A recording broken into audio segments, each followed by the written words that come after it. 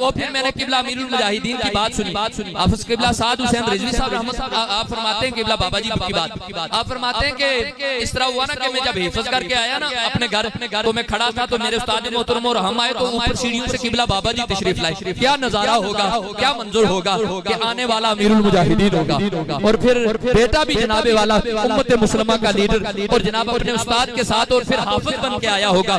اب ابھی ذکر جب وہ کہتے ہیں میں گیا تو ہمارے استاد محترم کہنے لگے آپ کو مبارک ہو, آپ کا بیٹا حافظ قرآن بن گیا. کہتے قبلہ امیر المجاہدین نے کمال فرمایا. آپ فرمانے لگے استاد جی آپ دعا کرو یہ حافظ قرآن تو بن گیا ہے, محافظ قرآن بھی بن جائے. اب محافظ قرآن کی ضرورت ہے. اور میں اکثر کہتا رہتا ہوں یورپ کو اور کفار اور یہود و نصارہ کو ہماری مسجدوں سے کوئی تکلیف نہیں ہے. اگر مسجدوں سے انہیں تکلیف ہوتی اپنے چرچ نہ ہمیں دیتے, وہ تو ہم کے چرچ لے کر ہمارے لوگ وہاں مساجد, اس کو ہماری جناب والا مسجد سے تکلیف نہیں. ہماری مسجد میں کتنی صفیں ہیں اسے اس سے کوئی پرابلم نہیں. ہماری مسجد میں کتنا ہزار نمازی اسے اس سے کوئی تکلیف نہیں. خطیب صاحب کتنا گھنٹے تقریر کرتے اسے اس سے کوئی تکلیف نہیں. مسجد میں کیا ہو رہا ہے اسے اس سے تکلیف نہیں. اگر اسے تکلیف ہے تو خاتم رضوی کی للکار ہم سمجھتے ہیں مسیح یہ کر لیں گے تو نہیں. کافر کو یہ پتا ہے